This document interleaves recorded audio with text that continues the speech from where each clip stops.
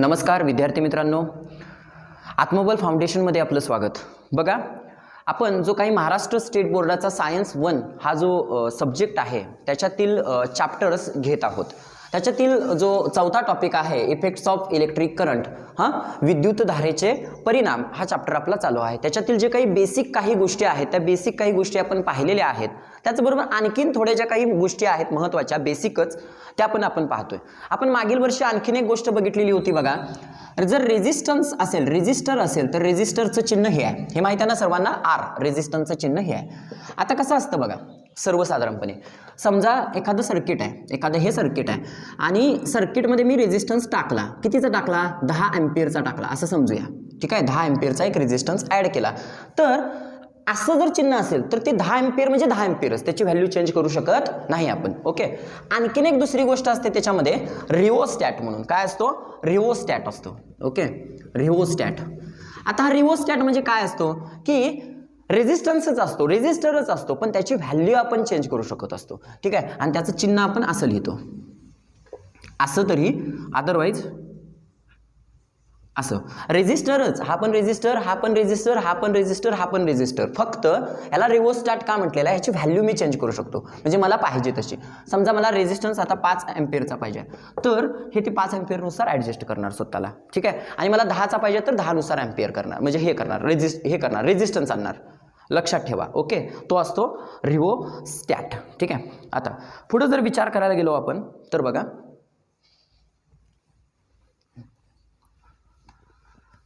तुम्ही आणखीन एक महत्त्वाची बेसिक गोष्ट बघितलेली आहे, त्याचे फॉर्म्युले आपण नंतर बघूयात. पॉवर, पॉवर म्हणजे काय, व्हॉट इज मीन्स पॉवर?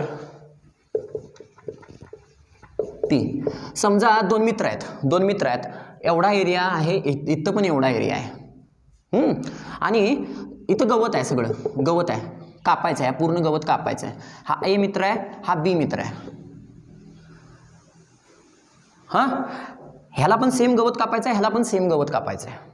आता गवत कापायला लागलं, गवत कापणं म्हणजे काय, काम करणं, वरकडण करणं. ह्याला पण वरकडण करायचं आहे, ह्याला पण वरकडण करायचं आहे.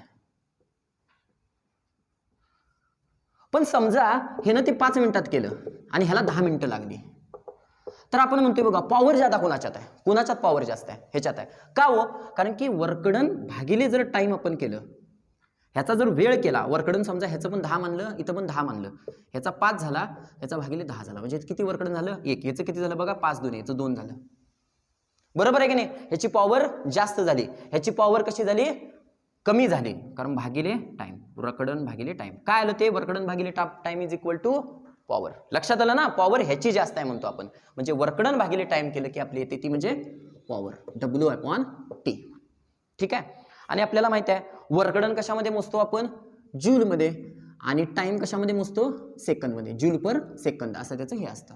ठीक आहे, फक्त सिंपल सांगून ठेवतो, त्याचे फॉर्म्युले जे आहेत ते आपण नंतर बघणार आहे. Power is equal to work done upon time. ठीक आहे, हा एक महत्त्वाचा फॉर्म्युला आपल्याला तयार झालेला आपण दिसू शकतो. आता पुढे आपण चालूया, ते म्हणजे हीट म्हणजे काय बघा. What is means heat? Heat म्हणजे काय आहे ते बघणं फार गरजेचं आहे आपल्याला. हीट, किंवा आपण असं म्हणतोय उष्णता, हीट. आपण जे बेसिकली बघणार आहे, बेसिकली काय बघणार आहे, heating effect of electricity. Heating effect of electricity. Sir हे जास्त हे चॅप्टर मध्ये शिकायचं आहे फक्त टेक्निकली आपण, पण नॉन टेक्निकली आपल्याला सर्वांना माहिती आहे. बघा, तुम्ही घरामध्ये इस्त्री वापरताय, इलेक्ट्रिक आयर्न वापरताय, बरोबर आहे ना, आणि त्याच्यामध्ये तुम्ही इलेक्ट्रिक करंट सोडताय, तापते का नाही, म्हणजे इलेक्ट्रिसिटीचाच तो हिटिंग इफेक्ट आहे ना. So this is a heating effect of electricity. Okay, so heat, उष्णता. आता सर्वसाधारणपणे बघा, समजा हा मी एक कंडक्टर घेतलाय, आणि कंडक्टरमध्ये समजा हे सगळेच्या सगळे इलेक्ट्रॉन्स आहेत, दिस ऑल आर इलेक्ट्रॉन्स. ओके, किंवा ॲटॉम्स आहेत, हे वेगवेगळे ॲटॉम्स आहेत. एखाद्या ह्याच्यामध्ये ॲटॉम्स तर असणार आहेत, आणि ॲटॉम्सवर इलेक्ट्रॉन्स असणार आहेत, हे समजा इलेक्ट्रॉन्स आहेत का नाही. हे जे इलेक्ट्रॉन्स आहेत आणि हे ॲटॉम्स आहेत, हे त्या इलेक्ट्रॉन्सला विरोध करतील म्हणजे रेजिस्टन्स करतील, विरोध करतील, रेजिस्टन्स करतील. आणि एखाद्या गोष्टीला ज्यावेळेला रेजिस्टन्स होतो, विरोध होतो, त्यावेळेला ती गोष्ट तापते. तिथं काय डेव्हलप होणार आहे बाळावं, हीट. कारण एकमेकाला ते स्ट्राईक होतील, आदळतील, आणि आदळल्यामुळे तिथं निर्माण काय होईल, हीट जनरेट होईल, स्ट्राईक झाल्यामुळे. मग इलेक्ट्रॉन्स वाहतील ना, इलेक्ट्रॉन्स वाहणं म्हणजेच काय, करंट वाहतोय त्याच्यातनं.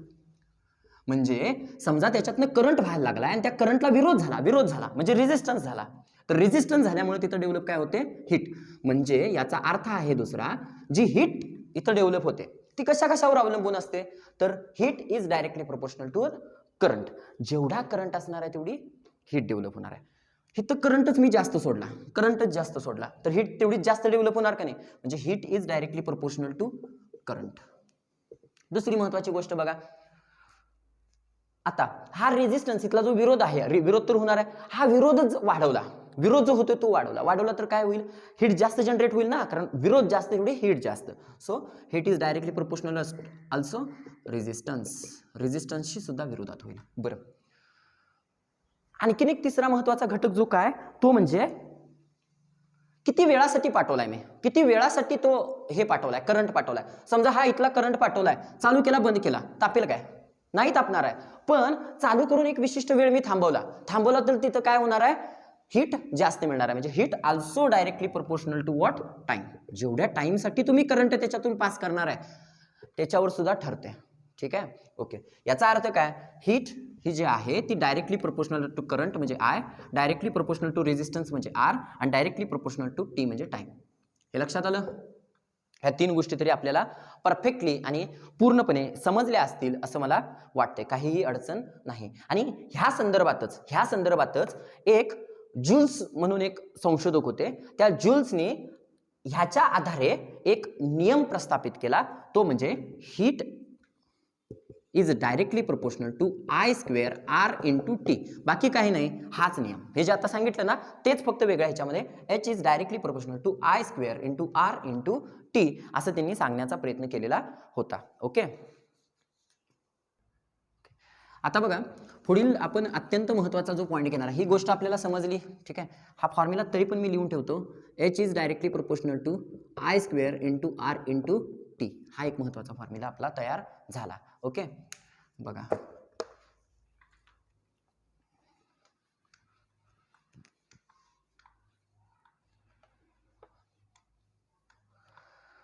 पुढे आहे energy transfer in an electric circuit. Electric सर्किटमध्ये नेमकी एनर्जी ट्रान्सफर कशी होते ते बघायचं आहे आपण. Energy transfer in an electric circuit.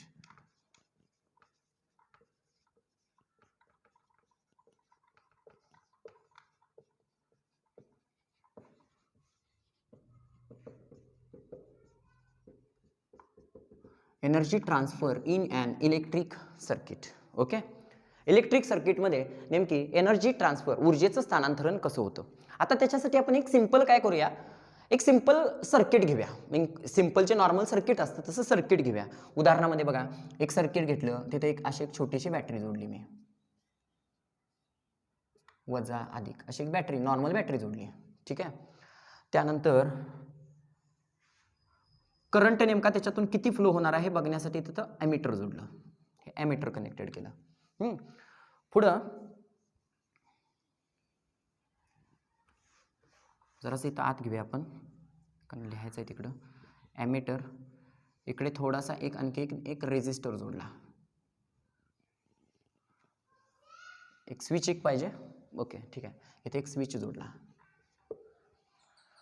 त्यानंतर मला जरा सांगा, हा जो रेझिस्टन्स आहे, हा जो रेझिस्टर आहे, मी मगाशी सांगितलेला आहे जेवढा रेझिस्टन्स असणार तेवढीच हीट डेव्हलप होणार, कारण heat is directly proportional to what, resistance. आणि मी ह्या रेझिस्टन्स इथंच जर का माझं व्होल्टेज चेक केलं, तर नेमकी केवढी हीट तिथं ट्रान्सफर होणार आहे, किती वर्कडन होणार आहे, किती एनर्जीचं स्थानांतरण होणार आहे ते मला समजणार आहे. बघा मी काय अजून सांगतोय ते, नेमकं हीट डेव्हलप होते कोणामुळे, रेझिस्टरमुळे. हे तरी मान्य आहे, इथं रेझिस्टर मी लावलेला आहे. ठीक आहे, इथंच मी माझं समजा व्होल्टेज मोजलं, म्हणजे मी इथं व्होल्टमीटर लावलं. ठीक आहे, तर इथंच जर मी तिथं माझं व्होल्टेज चेक केलं तर मला समजणार आहे की नेमकी ट्रान्सफर किती होत आहे किंवा हीट जनरेट किती हे होणार आहे, हे सगळं मला इथनंच समजू शकतं. समजा मी हा वरचा पॉईंट ए दिला, खालचा पॉईंट बी दिला, आणि ह्या दोघांच्यातलं मला व्होल्टेज मोजायचं आहे, म्हणून व्होल्टेज पॉईंट ए बी असं दिलं. ह्या दोघांच्यातलं व्होल्टेज मोजायचं आहे, ह्या दरम्यानचं. एक लक्षात ठेवायचं. आणि हा व्होल्टमीटरचा पॉझिटिव्ह एंड आहे, हा निगेटिव्ह एंड आहे. पुढं बघा, हा रेझिस्टर आहे माहिती आहे ना, ए बी. पूर्ण रेजिस्टर आहे. आता जे व्होल्टमीटर असतं ते कधी पण रेजिस्टरला लक्षात ठेवायचं पॅरललच जोडायचं. कसं जोडायचं? पॅरललच जोडायचं. आणि ॲमीटर कधी पण लक्षात ठेवायचं सिरीजमध्ये जोडायचं. ह्या दोन गोष्टी क्लिअर असणं लक्षात आहे. मी व्होल्टमीटर कसं जोडलं? पॅरलल जोडलं. आणि जे ॲमीटर आहे ते कसं जोडलं? सिरीजमध्ये जोडलं. ह्या दोन गोष्टी क्लिअर असणं फार महत्त्वाचं आहे. आणि दिस इज वन स्विच. ओके, आता स्विच ऑन झाला म्हणजे स्विच ऑन झाला की बॅटरीतनं करंट जाईल. करंट किती जाणार आहे ते मोजणार आहे इथं, बरोबर आहे की नाही? करंट मोजला, पुढे गेल्यानंतर रेजिस्टन्समध्ये रेजिस्टन्स होईल ना, रेजिस्टन्स वाढेल ना. काहीतरी रेजिस्टर मी टाकलाय ना, तो रिओस्टॅट नाही रेजिस्टन्स टाकलाय, आणि तेवढंच इथं व्होल्टमीटर मला दाखवेल. ओके, आणि तेवढीच काय मग डेव्हलप होईल म्हणू शकतोय आपण? हीट डेव्हलप होणार आहे ना. ठीक आहे, म्हणजे ह्या 2-3 गोष्टी क्लिअर झाल्या. ओके, आता amount of heat produced in a resistor when transferring current. किती बाबा हीट इथं डेव्हलप होत्या? किती डेव्हलप हीट होत्या? बघा काय अमाऊंट ऑफ हीट, काय पॉईंट आहे? Amount of heat produced in resistors. ह्या रेजिस्टर्स मध्येच हीट डेव्हलप होत्या. Produced in resistors, produced in resistors when transferring current. ज्यावेळी करंट ट्रान्सफर होत असतो त्यावेळेला नेमकी किती हीट प्रोड्यूस होईल? When transferring current.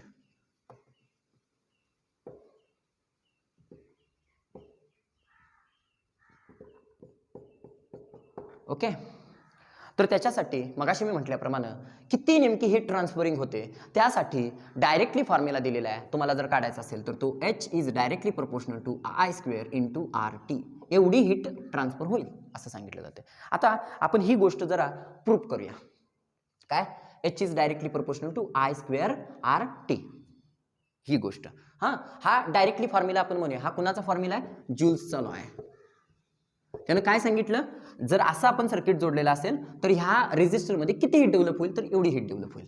ओके, मी ह्याला H इज इक्वल टू असंही लिहू शकतो.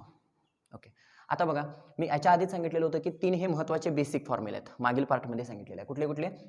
I is equal to Q/T पहिला फॉर्म्युला. दुसरा समजा किंवा पहिला फॉर्म्युला आपण दुसरा घेऊया. C is equal to W/Q हा फॉर्म्युला घेतला. त्यानंतर बघा R हा formula. Okay, R is equal to V/I हा फॉर्म्युला पाठ आहे सर्वांना. आणि हा पहिला formula I is equal to Q/T. आता मला जरा सांगा, ह्या फॉर्म्युल्यावरून आपण W काढू शकतोय की नाही? काढू शकतोय. So W is equal to what? Q into V. Q into V ना, W इज इक्वल टू. त्यानंतर V is equal to R into I. त्यानंतर Q is equal to T into I किंवा I इंटू T. ह्या 2-3 गोष्टी clear आहेत आपल्यासाठी. Okay, आता बघा आपण हे जे पहिलं इक्वेशन आहे this is first equation and this is second equation, this is third equation. मला वाटतं ह्या तिन्ही गोष्टी आपल्यासाठी क्लिअर झालेल्या असतील. हे सर्किट क्लिअर आहे, ह्या 3 गोष्टी क्लिअर आहेत. बघा W इज इक्वल टू हे, V इज इक्वल टू हे, Q इज इक्वल टू हे. ह्या 3 बेसिक फॉर्म्युले जे आहेत त्या बेसिक फॉर्म्युल्यावरून ह्या 3 किमती काढल्या. आपल्याला प्रूव्ह करायचं आहे हे. ओके, बघा मी काय केलं, जरा ही डायग्रॅम जी आहे ती डायग्रॅम जरा पुसतो. इकडे प्रूव्ह करूया आपण. इथं V ची किंमत आलेली आहे, इथं Q ची किंमत आलेली आहे. ही V ची किंमत आणि Q ची किंमत इथं ठेवली तर V ची किंमत इथं ठेवली, Q ची किंमत इथं ठेवली तर चालू शकते ना? चालू शकते, काय प्रॉब्लेम नाही. पुट व्हॅल्यू किंवा equation 2 and 3 in equation 1. Equation 1 मध्ये ठेवले. 2 आणि 3 1 मध्ये ठेवले. तर इक्वेशन 1 काय बघा, W is equal to Q/V. W is equal to Q/V. आणि आपण आता Q आणि V ची व्हॅल्यू ठेवायची आहे त्याच्यामध्ये. So W is equal to Q बरोबर किती आहे? I into T. आणि V इज इक्वल टू किती आहे? R into I. बघा आता इथं काय झालं? I इंटू I किती झालं? I इंटू I इकडं आहे I² झाला. R आहे असा घेतला आणि T आहे असा घेतला. W is equal to I² RT. आणि मगाशीच एक सांगितलेलं आहे, the amount of work done is utilised for heat development. Heat तयार करण्यासाठी वर्क वापरलं जाते. जेवढं इथं वर्क होणार आहे तेच कशासाठी वापरलं जाणार आहे? Amount of heat is for heat development, बरोबर आहे. किंवा हीट तयार करण्यासाठी, हीट प्रोडक्शन करण्यासाठी हे अमाऊंट ऑफ वर्क डन वापरणार आहे. Work done is for production of heat. जेवढं वर्कडन होतंय तेवढीच लक्षात ठेवायची हीट डेव्हलप होत्या. मग एवढीच हीट डेव्हलप होत्या ना. सो आपण प्रूफ केलं काय, H is equal to I square RT. कारण का H is equal to W आहे. हीट जेवढं असते तेवढंच वर्कडन असते. झालं प्रूफ. ह्या 3 बेसिक फॉर्म्युल्यासह हे प्रूफ झालेलं आहे. So this is proofing. Okay, व्यवस्थित लिहून घ्या, काही अडचण असेल तर. ओके, आणि तुम्ही सांगू शकता. ठीक आहे. त्यानंतर बघा, आपण हा जो फॉर्म्युला आहे, आता हे प्रूफ झालं. पुढं अजून प्रूफ करण्याचा प्रयत्न करूया. आता पुढं अजून एक हीटच्या आणि काही हे करण्याचा प्रयत्न करूया. बघा,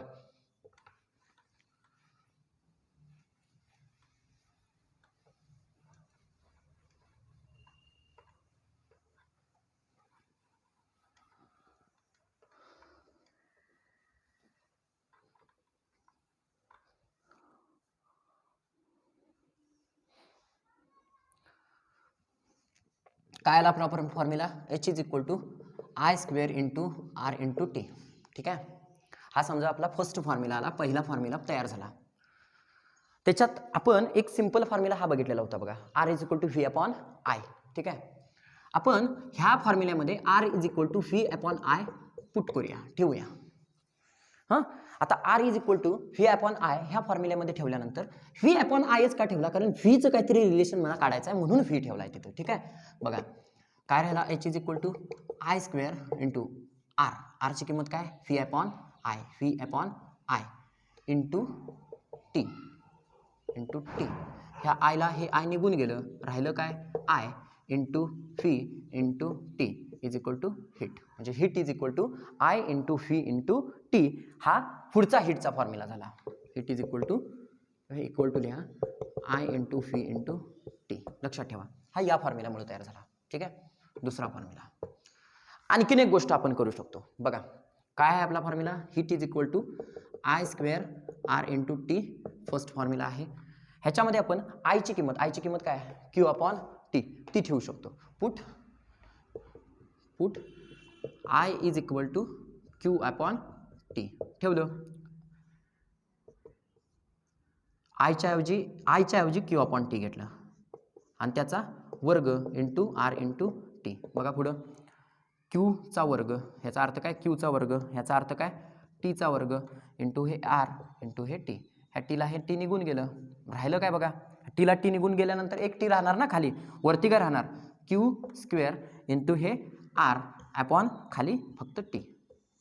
दिस is also heat. Another formula, heat is equal to Q square into R upon T. आता तुम्ही काय म्हणाल की जनरली हे 3 फॉर्म्युले हे कशासाठी, हीटसाठी नेमकं तयार झाले हीटचे 3 फॉर्म्युले का, कारण की मला जरा सांगा, एखाद्या ह्याच्यामध्ये तुम्हाला करंट माहिती आहे, रेजिस्टन्स माहिती आहे, टाइम माहिती आहे, तर हा फॉर्म्युला वापरणार. बरोबर आहे की नाही. जर ह्या 3 गोष्टी माहिती आहे तर हा, जर ह्या गोष्टी माहिती असतील तर हा. वेगवेगळे फॉर्म्युले माहिती पाहिजेत ना. मग हे वेगवेगळे फॉर्म्युले, पण हे जे फॉर्म्युले तयार झालेले आहेत मी आधीच सांगितले कशापासून, ह्या बेसिक फॉर्म्युल्यापासूनच हे फॉर्म्युले तयार झालेले आहेत, हे लक्षात ठेवा. ओके. आता पुढं आणखीन एक महत्त्वाची आणि अत्यंत महत्त्वाची गोष्ट जी बघायची आहे ती आपल्याला फॉर्म्युला जे उदाहरणं आहेत ती उदाहरणं सोडवत असताना इम्पॉर्टंट असणार आहे. आता जरा बघा, आपण आणखीन एक गोष्टीची बघूया ती पॉवर संदर्भात. आता पॉवर म्हणजे काय, तर ते मगाशीच आपण सांगितलेलं आहे. म्हणजे पॉवरचं पण फॉर्म्युला आपल्यासमोर येऊन राहील. ठीक आहे. पॉवर म्हणजे काय सांगितलेलं आहे आपण, power is equal to work done upon time. बघितलेलं आहे की नाही. वर्क डन म्हणजेच काय, दुसरी गोष्ट हीट, एनर्जी. बरोबर आहे की नाही. वर्क डन म्हणजेच हीट. बरोबर आहे. आता मग ह्या वर्क डनच्या ऐवजी आपण इथं वर्क डन म्हणजेच काय, I V T चालू शकतं ना, म्हणजेच heat, I into V into T. So power is equal to I into V into T upon T. ठेवू शकतो ना, वर्क डनच्या ऐवजी हे लिहिलं आहे ना इथं. ठीक आहे. आणि भागिले टी. आता टीला टी निघून गेला म्हणजे राहिला काय, I इंटू व्ही. राहिला का, I इंटू व्ही. लक्षात आलं. ठीक आहे. मला वाटतं या 2 गोष्टी तुमच्या लक्षात आलेल्या असतील. किंवा जरा उलट लिहूया याला, V into I. Power is equal to, okay. म्हणजे पॉवरचा हा एक फॉर्म्युला पण होऊ शकतो, power is equal to V into I. झाला. बघा हा पॉवरचा फॉर्म्युला आहे, हा पण पॉवरचाच फॉर्म्युला आहे. हा, त्यानंतर ह्याच्यामध्ये आपण V is equal to IR ठेवू शकतो का, हे करू शकतो की पुट, काही प्रॉब्लेम नाही. V is equal to IR ठेवलं त्याच्यामध्ये. So put V is equal to I into R ठेवलं. बघा पी इज इक्वल टू फीच्या ऐवजी आय आर ठेवा, I into R into I. I आहे तसा घेतला कारण फीच्या ऐवजी फक्त आय आर ठेवलाय. आय गुणिले आय, आयचा स्क्वेअर इंटू आर म्हणजे P is equal to I square R. हा एक त्याचा दुसरा फॉर्म्युला तयार झालेला आपल्याला दिसू शकतो. सो पीचा हा पुढचा formula P is equal to I square into R. लक्षात आलं? ठीक आहे. पुढं आणखीन एक फॉर्म्युला आपण याचा पीचा जनरेट तयार करू शकतो. बघा आपण काय केलं, ह्या पीला आरनं गुणलं सुद्धा आणि आरनं भागलं सुद्धा. कोणत्याही संख्येला तुम्हाला माहिती आहे एकाच संख्येनं गुणलं किंवा भागलं तर त्या संख्येवर काही परिणाम पडत नाही. मग ह्याला काय करूया आपण, जे हे तुमचं आलेलं आहे त्याला ह्यालाच dividing or multiplying by R. ठीक आहे, आरनं गुणले किंवा भागले आरने. ठीक आहे, इथे लिहित नाही मी. बघा I square R into R upon भागिले आर. लक्षात आलेलं आहे का? ठीक आहे. ह्याचा अर्थ काय झाला हो?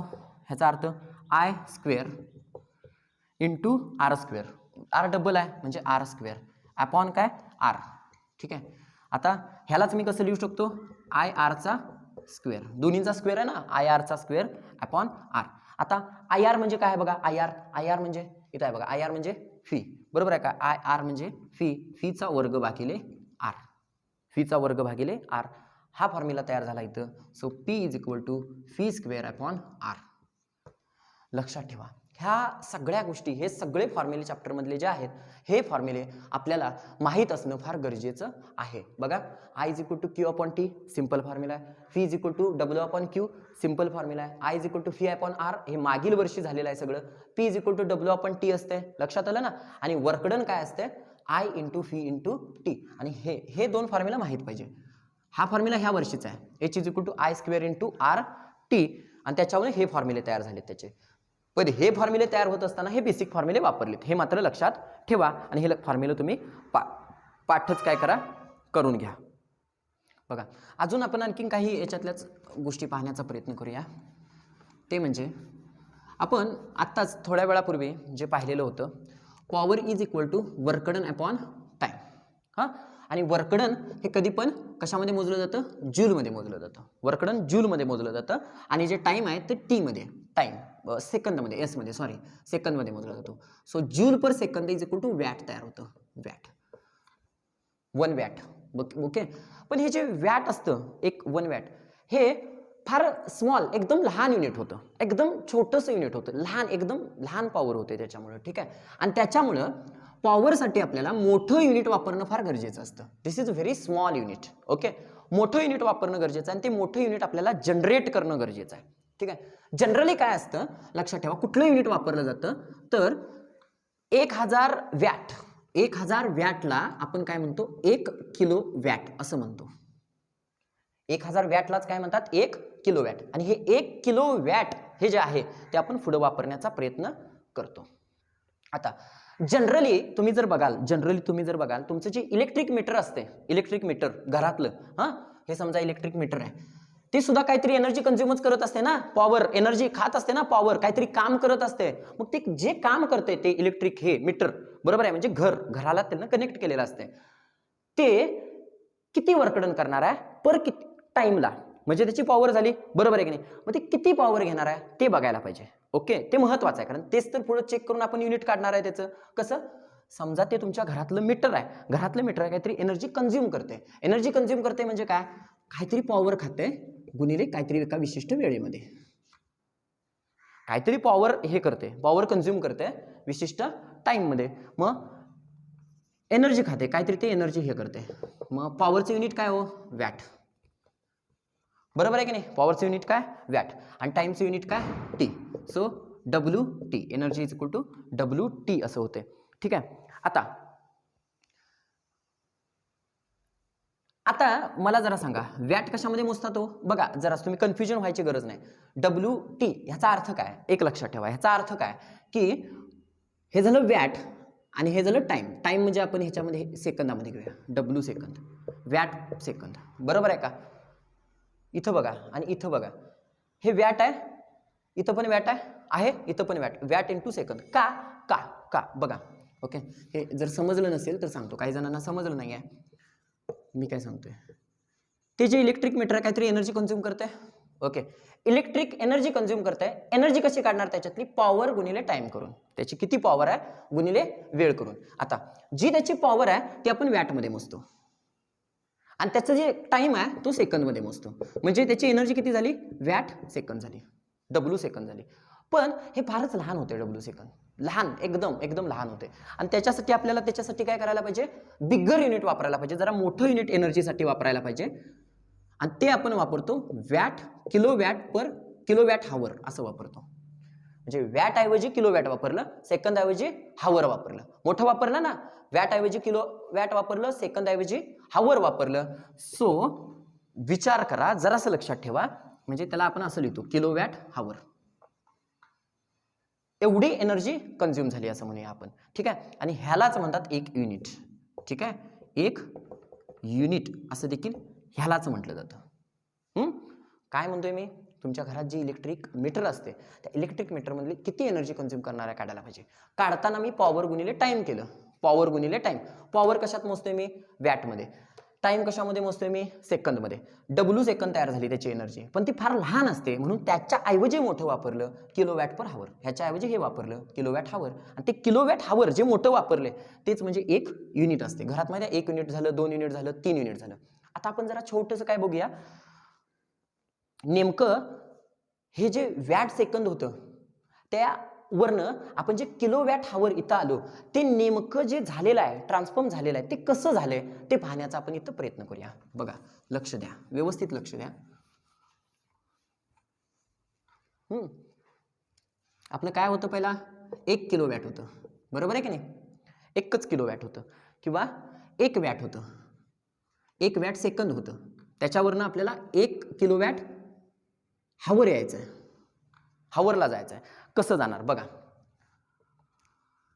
1 किलोवॅट हावर. ठीक आहे. बघा, किलोवॅट म्हटलं की कसं, कितीनं गुणायला पाहिजे त्याला? 1000नं गुणायला पाहिजे, बरोबर आहे. 1000नं कशाला गुणायला पाहिजे? वॅटला गुणायला पाहिजे. ठीक आहे. सेकंदाचं रूपांतर कशात करायला पाहिजे? हावरमध्ये करायला पाहिजे, बरोबर आहे. पुढे बघा, 1000 गुणिले वॅट आहे असं. 1 हावर म्हणजे 60 मिनिट किंवा 60 गुणिले 60 सेकंदामध्ये झालं. हे सेकंद झालं, हावरचं सेकंदामध्ये रूपांतर झालं. आता ह्याचा आणि ह्याचा गुणाकार केला किती आलं? 36. 6 6 36, 1 2 1 2 आणि ह्या 3, 1 2 3 झालं का? झालं ना? बरोबर लक्षात आलं का? ठीक आहे. Into watt. वॅट. आणि हे झालं आता कशामध्ये? कशामध्ये झालेलं आहे? सेकंदमध्ये झालेलं आहे. सेकंद, हे सेकंदमध्ये रूपांतर झालं ना, वॅट सेकंद. म्हणजे ह्याचं रूपांतर आपण आता ह्याच्यात बघायला लागलोय. पुढे बघा, वॅट सेकंद म्हणजेच काय असतो? जूल असतो. वॅट सेकंद म्हणजेच काय असतो? जूल असतो. सो दिस इज 36 1 2 3 4 5 जूल तयार झाला. हां, आणि ह्याचा अर्थ आपण असं लिहू शकतो, याला 36 गुणिले 10⁵ जूल. ठीक आहे. ह्यालाच आपण असं लिहू शकतो. याचा अर्थ असा आहे, 1 किलोवॅट हावर म्हणजे एवढं जूल. झालं कन्व्हर्टेशन? झालं का? आपण कन्व्हर्टेशन केलं म्हणजेच काय? एक आपलं युनिट. म्हणजे 1 युनिटला म्हणजेच 1 किलोवॅट हावरला एवढी एनर्जी कंझ्युम होती. 36 गुणिले 10⁵ जूल एवढी एनर्जी त्याच्यामध्ये कंझ्युम झालेली बघितली आपण. ते अशा पद्धतीनं काढलेली आहे. लक्षात ठेवा. जर समजलं नसेल तर मी अजूनही सांगतोय की कमेंटमध्ये सांगा, तुम्हाला ती कन्सेप्ट डाऊट सोल्युशनमध्ये क्लिअर करण्यात येईल. ओके, ठीक आहे.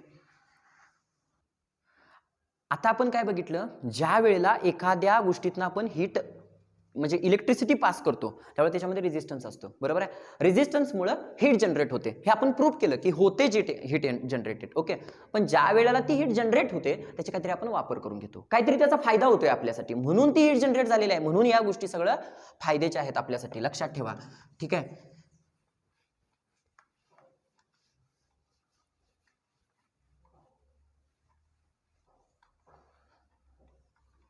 बघा, application of heating effect of electric current.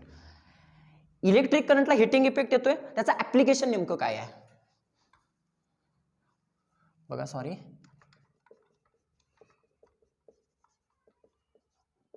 Application of heating effect of electric current.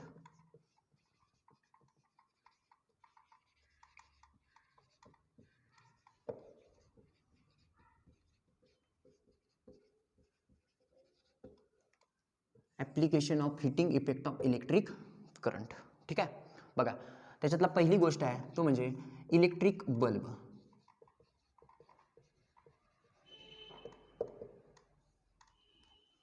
Electric बल्बमध्ये आपला हा हिटिंग इफेक्ट नेमका आपण कसा वापरतोय, तर आपण घरगुती घरात तो पिवळे जुने बल्ब होते माहिती आहे काय, ते जुने बल्ब बघितले असतील.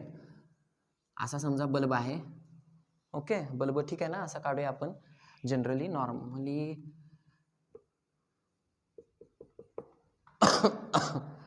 जर बल्बमध्ये तुम्ही जर बघितला असाल तर बल्बमध्ये अशा पद्धतीनं काहीतरी हे होतं. हा, हे जे फिलामेंट बनलेलं होतं, हे जे बनलेलं होतं ते टंगस्टनचं बनलेलं होतं. आता का टंगस्टनचं बनलेलं होतं, कारण की ज्या वेळेला ह्याच्यातनं आपण हीट इलेक्ट्रिसिटी प्रोव्हाइड करणार आहे ह्याला बल्बला, त्यावेळेला हा जो बल्ब आहे किंवा ही जी गोष्ट आहे ॲज अ रेजिस्टर म्हणून वर्क करणार आहे. ॲज अ रेजिस्टर ह्याच्यातनं इलेक्ट्रिसिटी पास केली, हा ॲज अ रेजिस्टर म्हणून वर्क केला. रेजिस्टर म्हणून वर्क केला की त्याच्यामध्ये काय डेव्हलप होणार, हीट. बरोबर आहे, इथं हीट डेव्हलप येणार आणि हीट डेव्हलप झाली की तापणार, ती गोष्ट तापणार तापणार तापणार आणि इतकी तापणार. तुम्हाला माहिती आहे ना, एखादं लोखंड आपण जास्त तापवलं तर रेड होते बघा.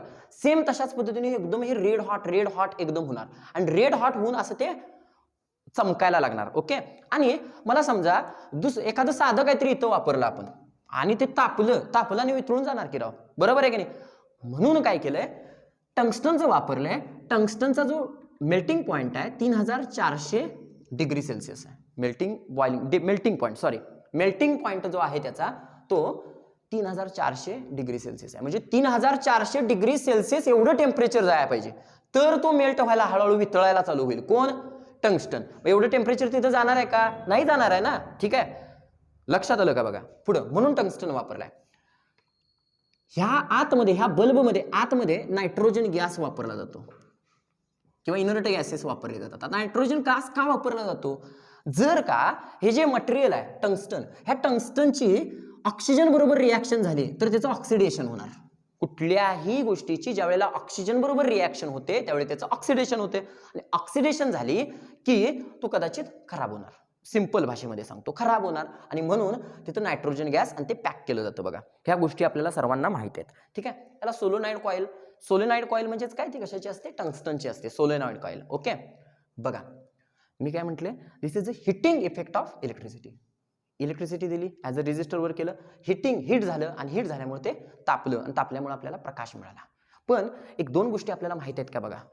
जो हा बल्ब आहे, पिवळा जो जुना बल्ब आपण वापरतो तो आणि आत्ता वापरले जाणारे पांढरे बल्ब, ह्या दोन्हीमध्ये फरक काय आहे, इथं हिटिंग इफेक्ट येत होता, बरोबर आहे की नाही. आणि हा बल्ब लाईट म्हणजे प्रकाशाबरोबर उष्णता पण देत होता. आणि जो आत्ता जे बल्ब आपण बघतोय पांढरे इथं जोडलेले वगैरे बल्ब आहेत, ते फक्त आणि फक्त प्रकाश देतात, उष्णता देत नाहीत. विचार करा, ह्या दोन मध्ये तो फरक आहे, बेसिक फरक आहे.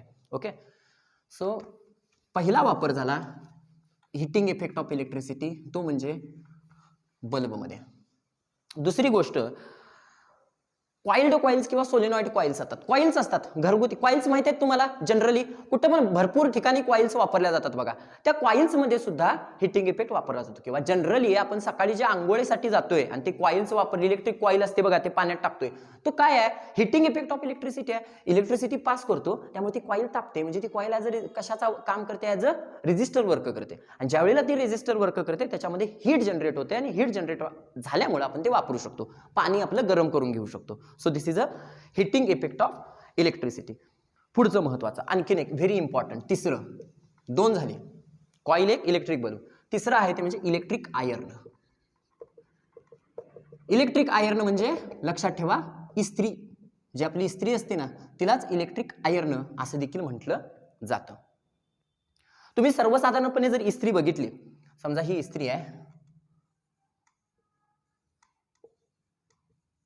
ओके, तर इस्त्रीमध्ये अशा खालच्या बाजूला अशा कॉइल्स असतात, ह्या कॉइल्स असतात. कॉइल्स ह्याचं काम काय करणार आहे, रेजिस्टरमुळे तिथं काय डेव्हलप होणार आहे, हीट.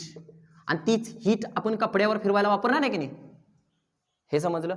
पण जर तुम्ही सर्वसाधारणपणे इस्त्री बघितली तर ज्या कॉइल्स असतात की नाही त्याच्या बरोबर खालच्या बाजूला असं एक शीट वापरलेली असते, ती मिकाची शीट असते, मायका, ओके, प्रोनाउन्सिएशन. ही शीट काय करते, ही जी खाली टाकल्या का नाही शीट काय करते, उष्णता कुठे डेव्हलप व्हायला लागली इथं वरती, आणि त्याच्या खाली कुठली शीट टाकली मिकाची. ही काय करणार आहे मिकाची शीट, खाली उष्णता सोडणार आहे, खाली उष्णता सोडणार आहे, बरोबर आहे, पण इलेक्ट्रिसिटी सोडणार नाही. म्हणजे it is a good conductor of heat but not bad conductor of electricity. Electricity खाली सोडणार नाही, त्यामुळे आपल्याला शॉक बसणार नाही, म्हणून मिकाच्या शीट तिथं वापरल्यात. फक्त आपल्याला भाजणार मात्र, हीट शॉक बसणार नाही. शॉक म्हणजे इलेक्ट्रॉनचं स्थानांतरण होणार नाही, हे लक्षात ठेवणं फार गरजेचं आहे. म्हणून तिथं खाली मिकाची शीट बऱ्याच ठिकाणी वापरलेली आहे. पण जे तुमचं ते मगाशी मी कॉईल म्हणलं आंघोळीच्या पानामध्ये वापरतोय आपण, तिथं मात्र आपण अशी कुठली मिका बिका त्याच्यावर वापरतोय का नाही, म्हणून शॉक बसते बघा, म्हणून पाण्यात बोट वगैरे घालू नका म्हणतात तेवढ्यासाठी. ठीक आहे, ओके. त्यानंतर आणखीन एक महत्वाचा वापर ह्या हिटिंग इफेक्टचा, तो म्हणजे सर्वसाधारणपणे फ्यूजमध्ये तर आहेच, पण फ्यूज बरोबर आणखीन एक महत्वाचा वापर आहे, तो म्हणजे तुमच्या डोमेस्टिक इलेक्ट्रिक सर्किटमध्ये. घरचं जे इलेक्ट्रिक सर्किट असते की नाही त्याच्यामध्ये सुद्धा हे सगळं वापरलेलं असते, बेसिकली वापरलेलं असते. कसं बघा,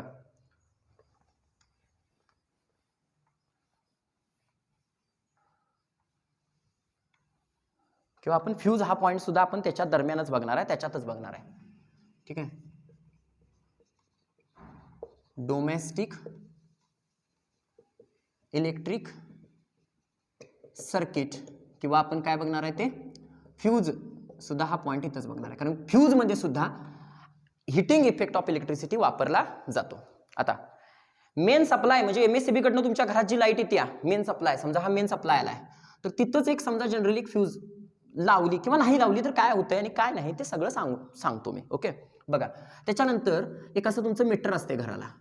ठीक आहे, घराला मीटर असल्यानंतर एमसीबी म्हणून एक असते बघा, असं बटन असे पडणारे असतात बघा, त्याला बटन पडताय, ऑन करताय, ऑफ करताय, आणि मग सगळ्या घरातनं सप्लाय जातोय, सगळ्या घरभर सप्लाय जातोय.